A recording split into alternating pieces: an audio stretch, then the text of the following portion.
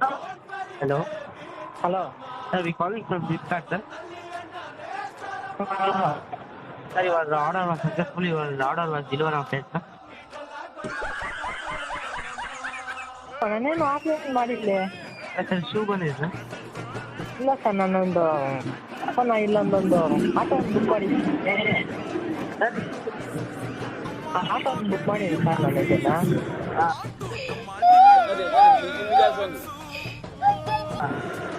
ಹಾಂ ಇದು ಸರ್.